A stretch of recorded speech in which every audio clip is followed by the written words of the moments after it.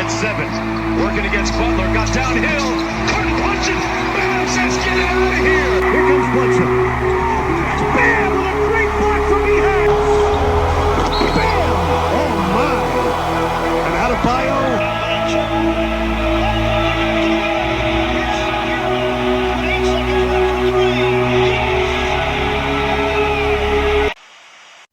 So what's going on, you guys? I'm an NBA fan crazy. Are back on the channel with another video. So the Miami Heat just lost to the Charlotte Hornets 129 to 121, partly because of how well Malik Monk played overall in this game. 36 points, 9 for 13 shooting from 3 and 11 for 18 shooting from the field, 5 for 5 from the free throw line. His shooting was one of the main reasons why the Charlotte Hornets won this game. Gordon Hayward made some key shots. Devontae Graham with 2 key threes, one in regulation, one in overtime. Well, Jimmy Butler and Bam Adebayo chipped in, the 2 All-Stars on this team at least last year. So for more on this game and the game recap, let's go to the tape. Let's watch the tape together. So welcome to game recap. This is Heat-Hornets February 1st game recap. So let's get into it. So the Charlotte Hornets win this game 129 to 121. So the first quarter ended with a 28 to 29 Heat lead. Second quarter and halftime came to a 3-point Heat lead. Third quarter is where the Charlotte Hornets started to gain some control, ending the quarter on an 88 to 82 lead before it was tied in regulation 113 apiece. Well, in overtime, Charlotte just dominated with Gordon Hayward controlling the attack and Devontae Graham hitting some deep contested threes. And as a result of that, Charlotte ends up winning this game, going to 10-11 on the season. Miami going to 7-13. And to my sake, I hope they can win the next few games before going on that 7-game road trip against Houston, Utah, the Clippers, and the Warrior, and Golden State, and then Sacramento, and then the Lakers, and Oklahoma City. So let's get into game recap right here. Overall on the night, from the Charlotte side of things, Malik Monk. Why does everyone get hot against us? Seriously? Malik Monk is the definition of a dude who he embodies streakiness. He is the physical embodiment of a streaky player who just goes off on one certain night and then is inefficient and can't score on open shots. Well, yesterday that wasn't the case. He's hitting almost every single shot he took. Well, let's check stats on yesterday night. Yesterday against the Heat, 36 points on 11 for 18 shooting, 61%, and 9 for 13 from 3, and then 69.2 and 5 for 5 from 3. Let me bring up the points total for Malik Monk throughout the whole season. Let me collect myself. Let me collect myself. So his first game of the season, This first game of the season. 1 point, 0 points, 10 points, 2 points, 7 points, 6 points, 18 points, and 36 points. 36 being against them. This is the embodiment of a streaky dude. He never ever does anything on the court except for scoring the basketball. Even that he doesn't do at an efficient level. So I'm frustrated we lost to freaking Malik Monk of all people. I like what he did at Kentucky. He hasn't been the same since he came into the league. He is the embodiment of streakiness and then go back to being whoever he was the past few games. So Malik Monk turned into Stephen Curry for night, and Charlotte did deserve this win, and Malik Monk is a huge reason why. I'll give him that. He did make some difficult shots, and if not for him, the Hornets would have lost this game. Pretty simple as that. Because we had Gordon Hayward contained for most of the night. They weren't allowing Gordon Hayward open shots, contested shots, except for the first shot of the game where Gordon Hayward got it. Malik Monk torched us for 9 for 13 shooting. Please tell me this isn't his career high. If it is, I'm gonna just end up dying. But I'm not giving up optimism on this team. Certainly not. I still believe we can turn it around starting tomorrow against the Wizards. But it also doesn't help when you have a freaking 10-point lead and then you end up losing because Malik Monk. And now let's go to play by play. I know that what sequences happened, but still, for the sake of our time, for the sake of the game, let's go. Overall, let's where is it? Right here. So Gordon Hayward making a pull-up jump shot. It also doesn't help that Devontae Graham is taking all of those deep jump shots with a hand in his face, still making it. Just like he did last season. He did that same shit last season, man. In the last game before last game, fans are in the stands in Miami, and for the Heat in general, playing a game with fans, he just decided to go off. After coming off an impressive 189 win in Washington, you want to collect yourself 41-23. Devontae Graham just comes in and does his thing. And Charlotte deserved to win that game too because of Devontae Graham. But the number of triples that he made that game is reminiscent of the number of the triples Malik Monk made this game. Because let's look at it this way. The number of most of the threes Charlotte made were pretty contested. They weren't like out of the park, and for pretty much, let's just say this, Charlotte made how many triples on the night? 21 triples on the night. We made 19. So overall, good shooting night for both teams from the 3-point line. So Charlotte absolutely went off from 3 this game. We still had a chance to win. That's the only encouraging thing we can say. But so did we too had to. We also had to shoot out of our minds from 3 because this season not been a good 3-point shooting team overall. So Charlotte winning this game, it's because we in the end they did deserve it. But let's be honest here, they won the game because we lost it. It's not like they came in and seized it. We couldn't make any stops. They were making contested shots which weren't really good shots. They were bad shots, inefficient shots, and except Devontae Graham's threes, inefficient, long-footed shots. And this what, and you've seen my previous videos. I'm not just doing this because it's not the Heat. I've been getting mad even at the Heat for taking these kind of shots except it's for late and shot clock things. Charlotte took them in the middle and they still made them. There's nothing you can do about that. There's nothing you can do about that. When Charlotte's just going, and most of our triples, some of them were contested, but some of them were also open, and we made Charlotte pay. But Charlotte's triples were contested shots that they made. They were contested shots that Charlotte made. So overall, we the ones who gave the game away. Excuse me, we are up 10 with like 3.5 minutes to go. Up 10 with 3.5 minutes to go. It's not. We didn't lose we gave the game away to Charlotte. We just gift wrapped them a game. We just gift wrapped the game and it was a complete collapse overall. And after Jimmy said, "Give me the effing ball," and he just settled for a 3-point attempt. Jimmy starts on the season from 3, 0 for 10. 0 for 10.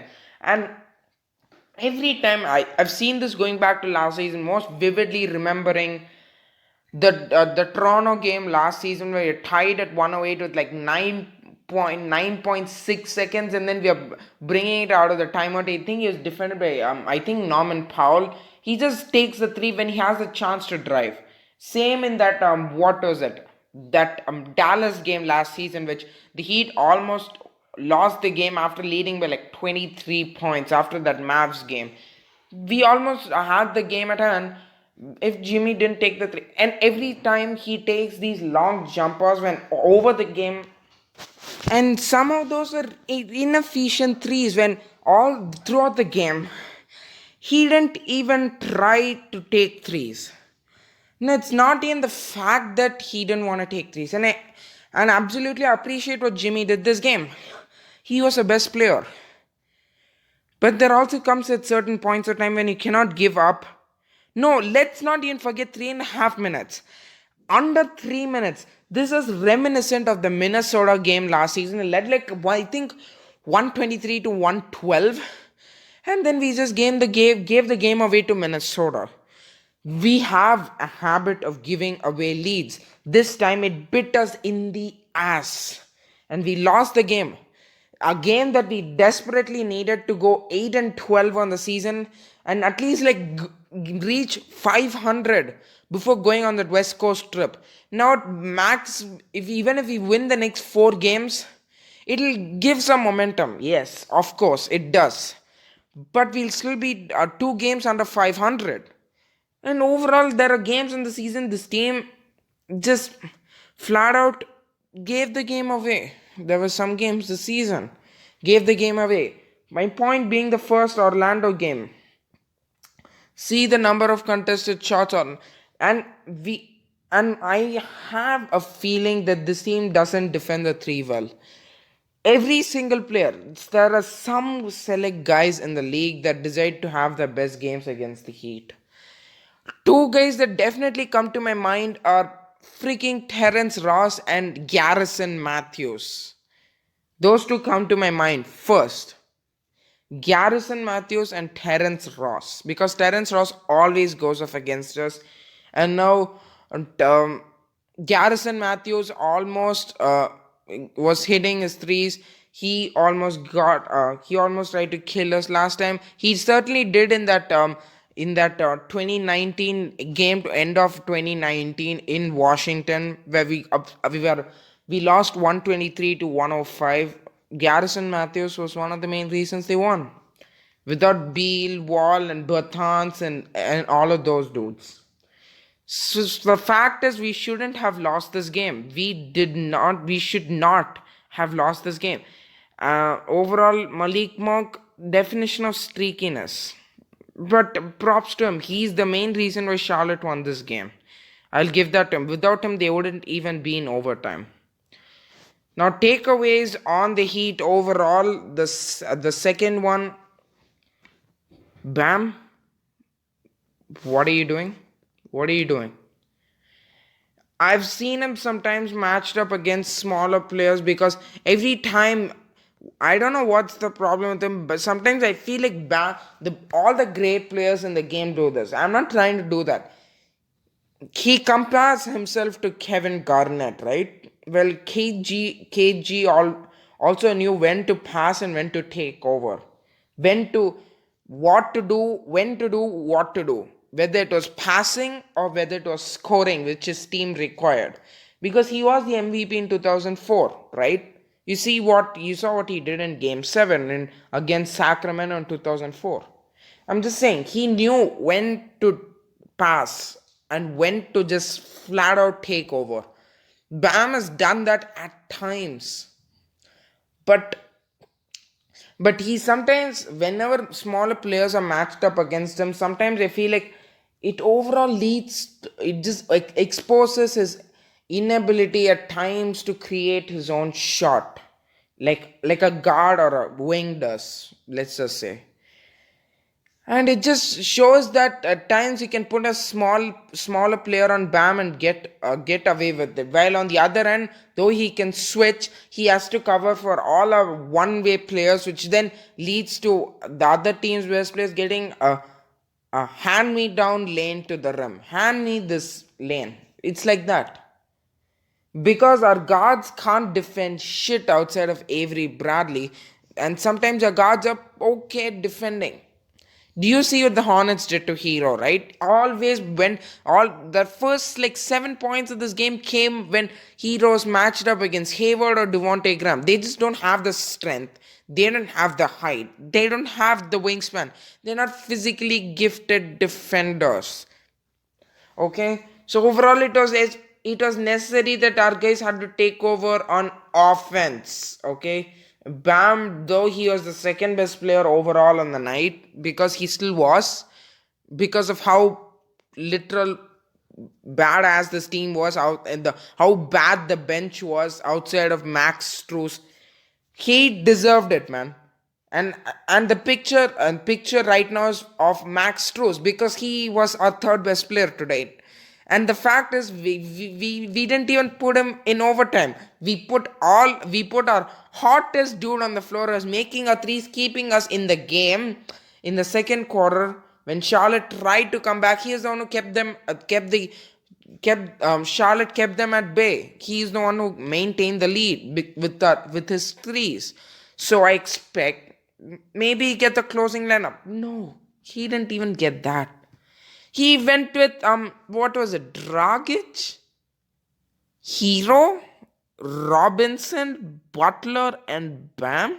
Struz is more athletic than them. Period. He's more athletic than Dragic. Dragic is more crafty kind of guy who can also sometimes dribble penetrations. What he is good at.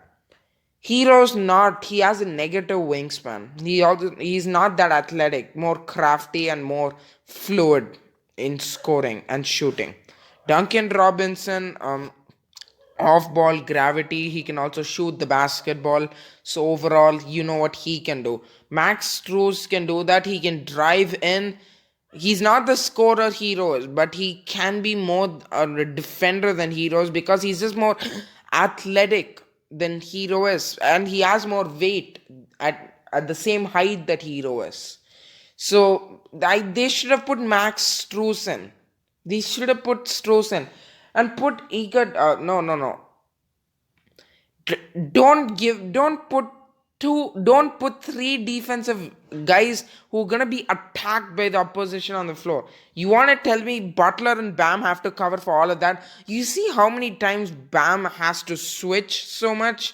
Look, I'm not getting upset at them. I'm just stating the obvious flaws. This team is not good at point of attack defense. That's why we got Avery Bradley. When Avery Bradley is not there on the floor, and the thing is, we need spacing around our two stars. So when we don't have spacing around our two stars, it just makes it that much more tougher for this team to win. I mean, they're second in 3-point percentage last season, and that was an important component to us winning.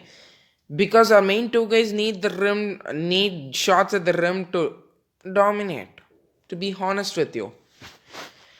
So makes it and one more thing, and my last thought on this game is that if Bam has started to really miss some mid-range shots this season. So hopefully he can regain that confidence back by at least now. This will be a wake-up call to this team.